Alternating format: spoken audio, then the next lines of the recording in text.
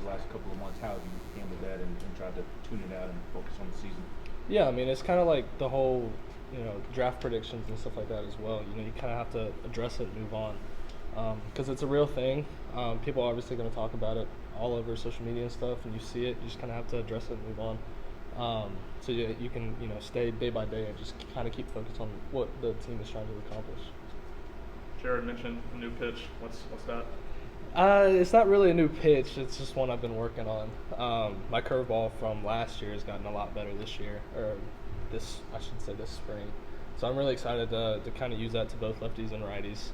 Obviously, my slider is still really, really good, and that'll be probably the primary one. But just trying to have more of a mix in there, just kind of throw hitters off.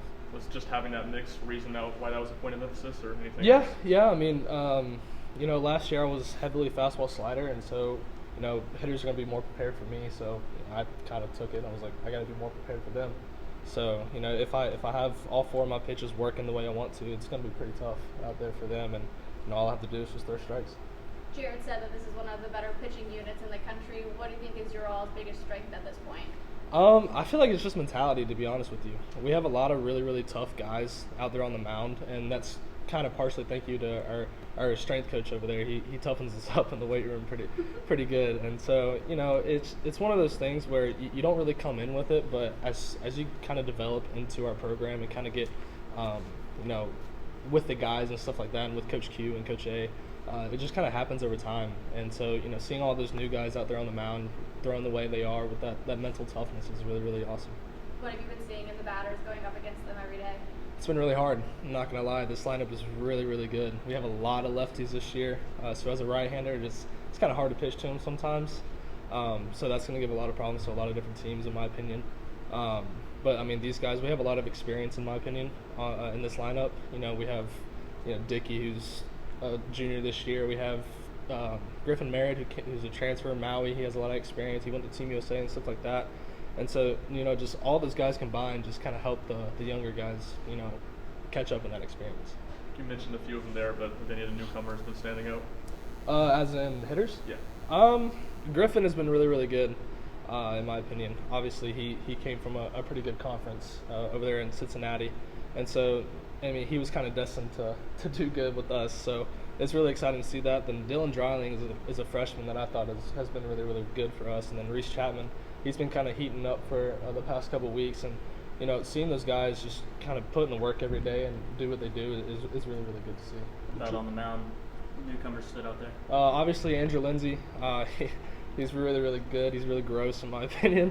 He's going to be one of those guys that we can use in really any situation. He can be starter, reliever, closer, whatever we need him to do, he's going to do for us. Bryce Jenkins is another one that comes to mind.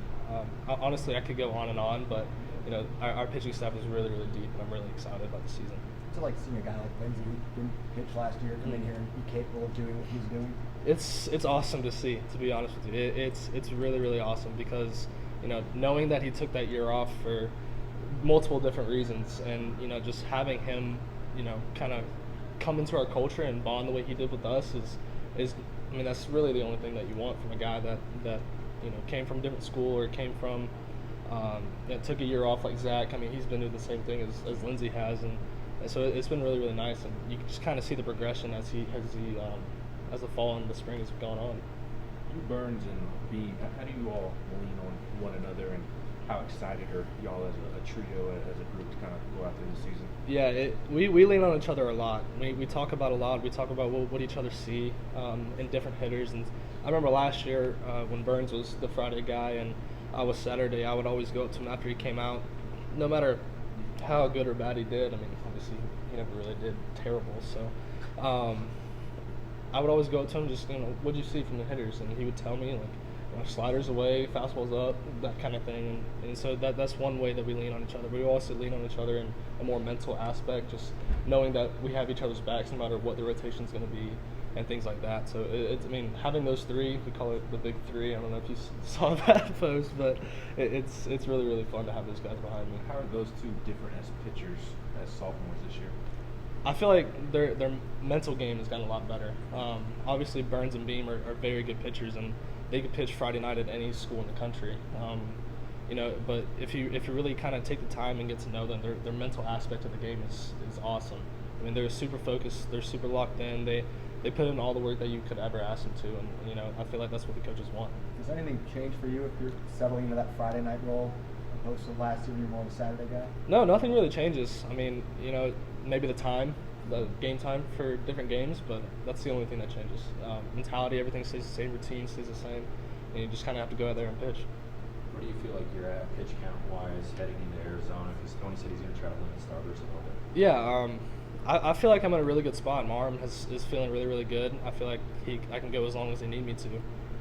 Obviously, with how smart Coach A and Coach V are together, they're not going to let us go 100-plus pitches in the first weekend. So my guess would probably be around 80 to 85 pitches. That's my best guess. Obviously, I have no idea. That's just kind of how they do it. They don't really tell us. They just kind of throw us into the fire. But that's one of the ways that they're awesome coaches. They just kind of let us do our thing. Jared mentioned you're a more improved pitcher this year, or different. Other than the curveball that you talked about earlier, are there other ways that you're a different guy this year? I feel like I'm just attacking hitters with all of my pitches. Like I said, I'm trying to attack hitters, more with different pitches, trying to throw them off balance in any way I can.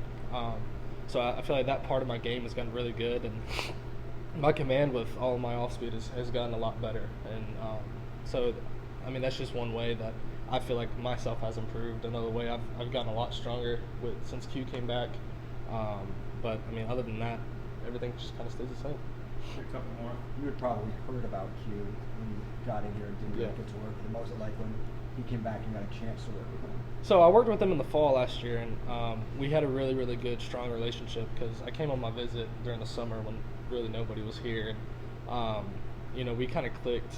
It was really awesome, and that's one of the reasons why I came here. It's just because of the bond that Coach Q and I had, along with the other coaches. But, since he's come back, our relationship has gotten nothing but stronger. He has a lot of information that he wants to give to us as players, getting ready for pro ball and stuff like that, and just kind of showing us how the business side of the pro ball works and how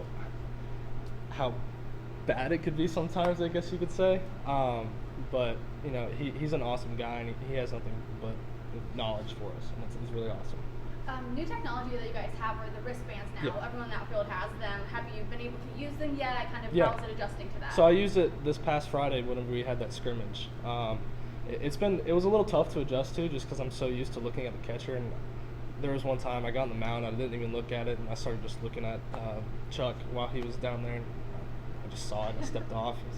I completely forgot about it, but it's going to take some time to get used to. But I feel like once we get used to it, the pace of play of the game, I think we played Friday's game in 2.5 hours, which is pretty speedy for a 9-inning game. And so, it's going to be an advantage to us because we're ready, at all times. So it's going to be really nice. So you saw kind of like a direct correlation to it speeding up the game a little bit, or is that just kind of how you guys were flowing on Friday? I saw a direct correlation to how it sped up the game. I feel like we were on the mound within 5 seconds of getting the ball. You just look down, as soon as you catch the ball, look down, get on the mound and go.